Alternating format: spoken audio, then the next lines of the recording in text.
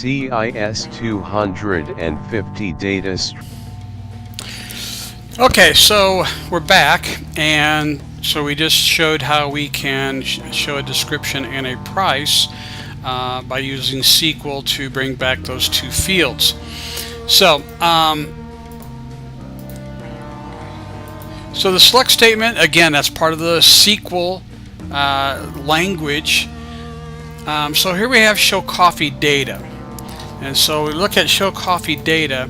So let's take a look at this guy. So now we've got connection, we've got our statement. Now this time we've got our, so everything's pretty much the same except our SQL statement. Now it says select asterisk from coffee. What the heck is that? Well, if we all know, if we remember what wildcards are, that means everything. I want you to grab everything from the table coffee and bring it back. And so we'll go ahead and we happen to know that there's a description, a product num, and a price field.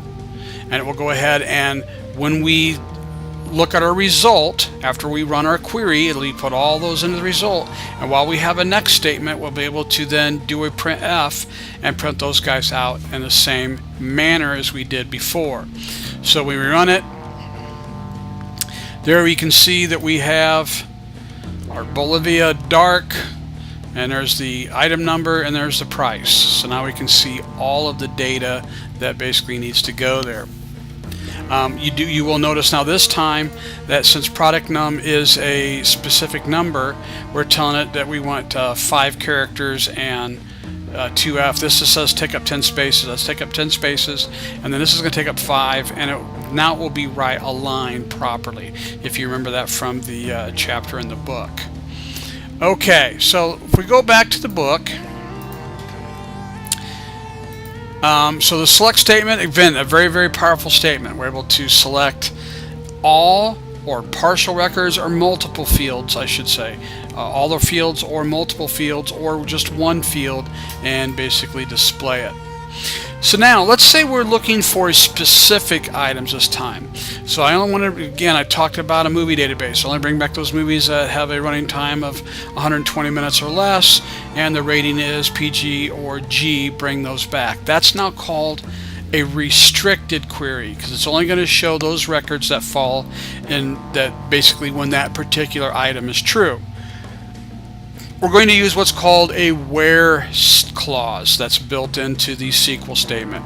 So if we see here on page 1034, we've got select asterisk, which means all, grab all the fields from coffee where price is greater than 12.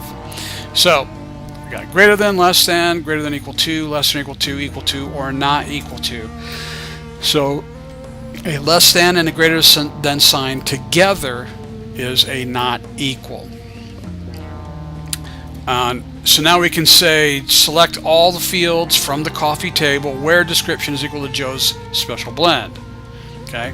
Now notice that when we are using quotes, well, Joe's has a quote in it, so we have to do quote in order to just utilize one quote statement. So if we look at coffee min price, so there we see coffee min price. I double click on it, and so again, most all this is going to be all identical. So we got our DB URL. Now we got a scanner keyboard because we're going to have the user type something down below.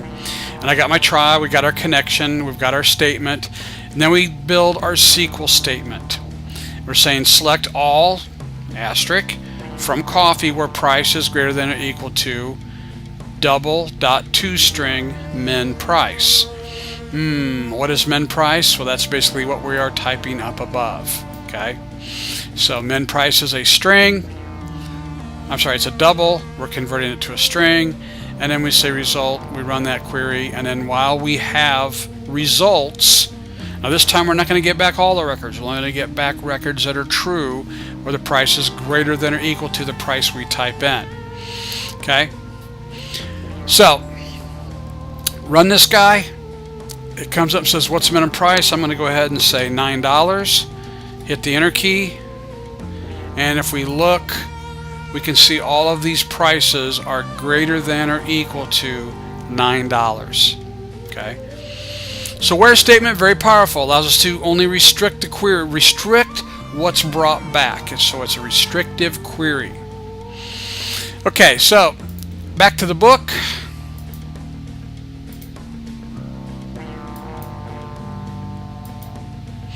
Now we have what's called an and or statements.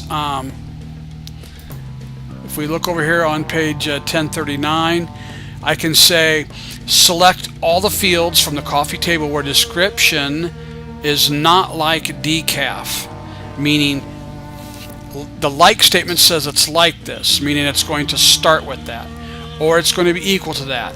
So it's either going to be decaf or decaffeinated. Either one of those is going to be a true statement. If I said while description equal decaf, it's only going to look for decaf.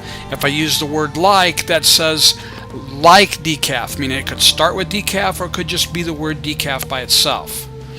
And or, so here we have select all fields from the coffee table where price is greater than 10 and price is less than 14.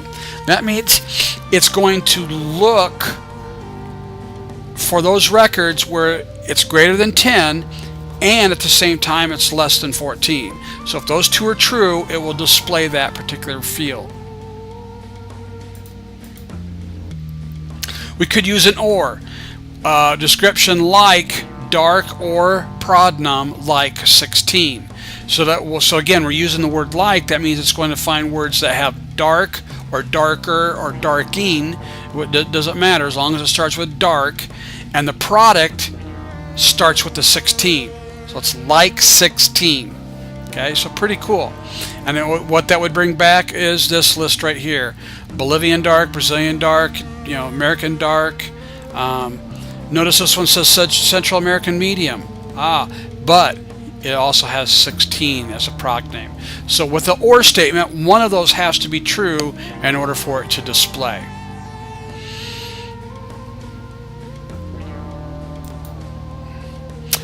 We do have a way to sort fields. I can say select all fields from coffee where price is greater than 9.95, but let's order by price. That means when it displays that query, it's going to order those things by price. So if I were to come back over here and put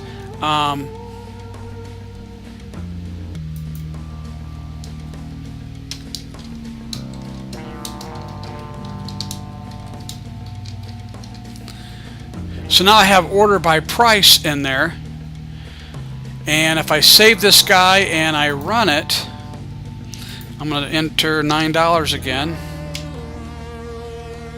and notice this time everything is numerical order by price. Pretty cool. What if I wanted it the other way? I believe I would type descending here.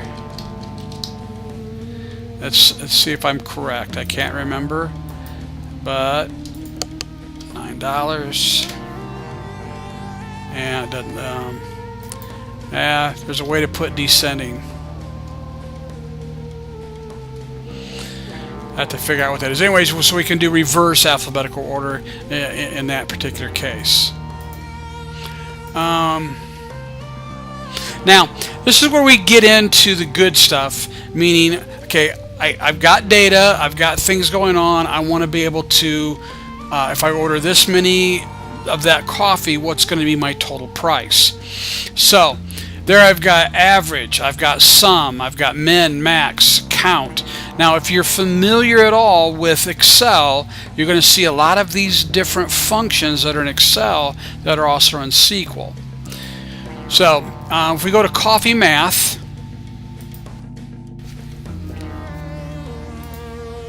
so double click on Coffee Math, and there I have I got three variables that are all double data type: lowest, highest, and average. I go ahead and initialize them each to 0.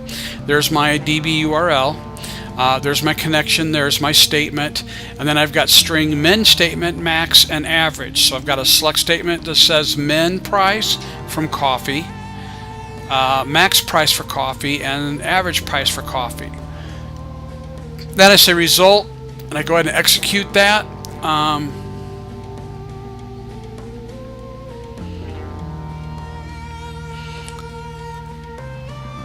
So here's what's going to happen. The minimum is going to read all of the records and only bring back one price showing the lowest price. Max is going to do the same, except it's going to show the largest price. And average is going to add all of them together and divide by the number of coffees we have to show the average price. So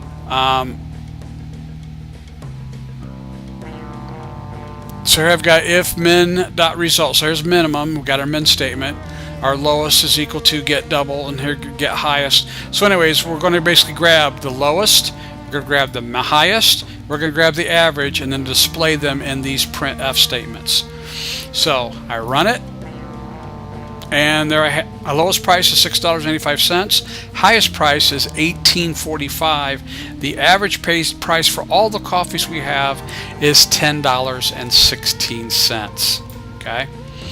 So again, pretty cool stuff. If you're familiar with Access or Excel, a lot of these different functions and SQL statements are all kind of utilized across the board. So it's kind of a universal way to get our data and basically format it and return it and display it in a way that makes it easy to get to and that type of thing.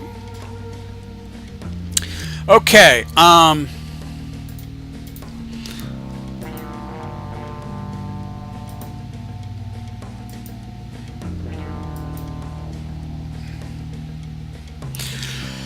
I think that's all I want to cover with the DB.